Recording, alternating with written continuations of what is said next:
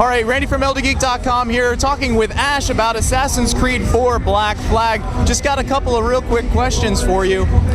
First of all, how large is the open world going to be in Assassin's Creed 4 versus, say, Assassin's Creed 3 or 2? Well, we don't actually talk in terms of size because it's a bit unfair, you know, because we have a lot of water in the world. Instead, what I'd rather say is that we have over 50 locations in this world, 3 of them being major cities. The rest of the locations include plantations, forts, caves, underwater. There's tons of maps. On top of this, we also have like little deserted beaches and sandbanks. Those, we don't even count those as locations. We have over 75 of those. So the world has tons of content. It is the biggest world we've ever built by far. An important detail I want to say though is that it's not just lots of extra content.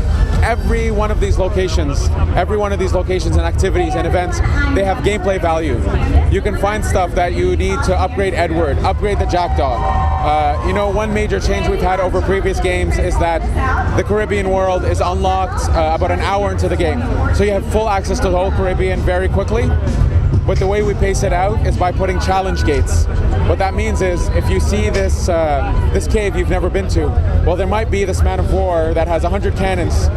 You're not going to be able to fight it. You know, you need to upgrade. So you need to go look for the upgrades, look for the content in this world. So this is a big step for us in the AC franchise, adding a strong progression system that's tied to the difficulty of the game. Of course, it's our strength is building cities. So I have 3 major cities. Havana, which is a Spanish city, we built it as an homage to AC2. We love the rooftop running in that game, the verticality. Then we have Kingston. Kingston is this mix of natural and buildings. So it's a really unique city. And then we have Nassau, which is a pirate haven. So imagine pirates building a city. Very chaotic, very organic, lots of variation in height with really weird structures.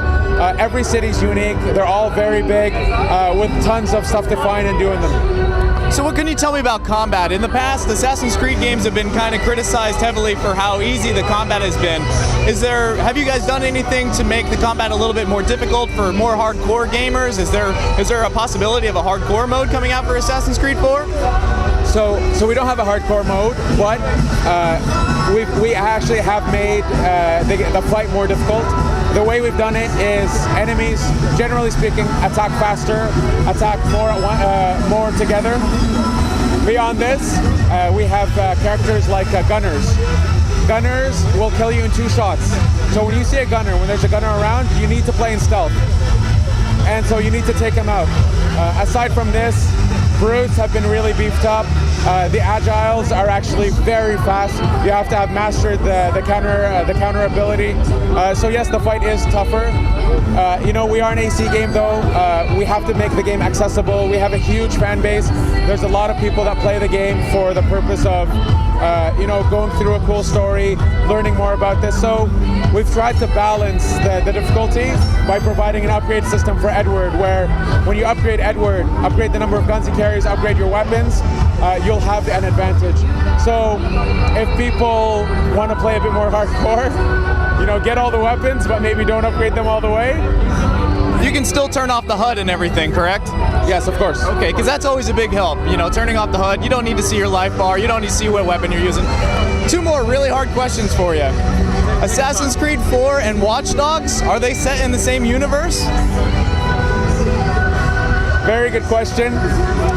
You know what? I don't want to ruin the surprise for people. I don't want to give anything away. I will say, for the people who love both games, for the people who will play both games, there are some Easter eggs that will be, you know, maybe a bit hard to find, but when you find them, it'll blow your mind. Awesome, great to hear. All right, final question. Let's talk about release dates. Is it going to be released universally across all platforms, PC, PlayStation 4, Xbox One, PlayStation 3, universally, or is there going to be a staggered release date? Well, because of the different regions, there is a bit of staggering on that front. So in North America, we're releasing on October 29th. PC as well? PC will come a few weeks after. But you know what? We're working hard on the PC version. It's one of the main platforms we work on in the office. So we'll see. But to be honest, I'm just the creative guy. I might even be wrong about that date. It might actually be sooner if I'm not wrong. For the next gen consoles, it'll release when the consoles are available. So they will be release date day games for them. Yeah, we are launch titles. We are launch title for those platforms. But yes, we're trying. Honestly, we want to push the game as fast out the door because we want people to pick it up and play with it. We're very proud of this game. We've been working on it it'll be 2.5 years when we ship this game. So for our PC fans, don't worry. I'm telling you, the game on PC looks phenomenal. One final question. The touchpad on the PlayStation 4, is there going to be any use of that with the Assassin's Creed 4 at all? So for all the consoles, all the extra peripherals, we do try to take advantage of the peripherals. We're not announcing yet what we're doing with them, but we do take advantage of them. Great. Thank you very much. It's been wonderful talking to you. It's a pleasure.